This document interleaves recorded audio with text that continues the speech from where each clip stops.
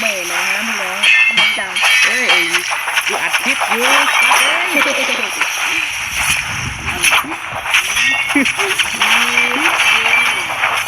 ิปมาถึงคลิปนี้ก็นั่นแหละคลิปไอ้เหี้ย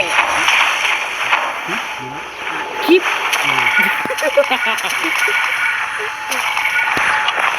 น่าไปตังคลิปนะคลิปนะพี่คลิปนะพี่คลิปนะคลิปนะแล้วไปดูคลิปนะโอ้ยสัตว์เอ้ยเอาไปคลิปติดน้ำจุดจะมาด่าพวกกูเลยพวกกูพูดถูกแล้วมาด่าคลิปนะนี่เลยอย่างนั้นก็เรียกวีโอนะโอเคได้ช่างแม่งเลยโอเคถึงเวลาจะสู้แล้ว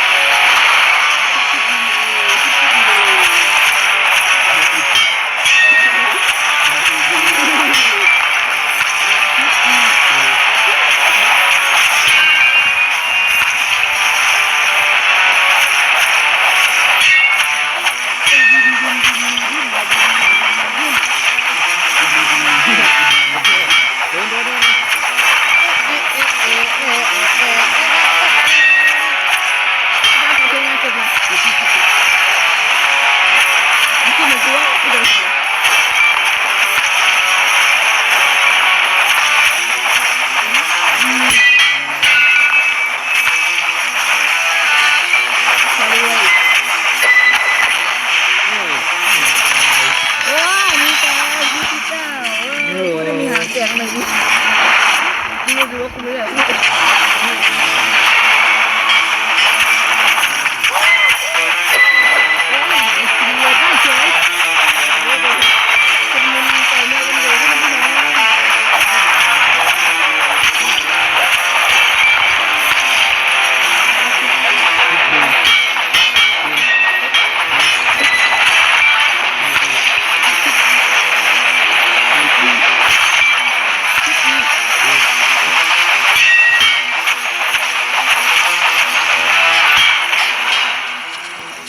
ดู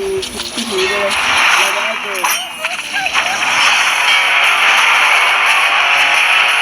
ที่ทำชื่ออะไรนะจะได้ต่อคลิปวิดีโอให้นี่คุณมีการเจอกันนะเจอที่อาจารย์มาวันใส่เมื่อกันหรือไม่แต่นั้นมันเป็นโอ้ยแพ้ได้คลิปดูโอ้ยจบแค่นี้แล้วกัน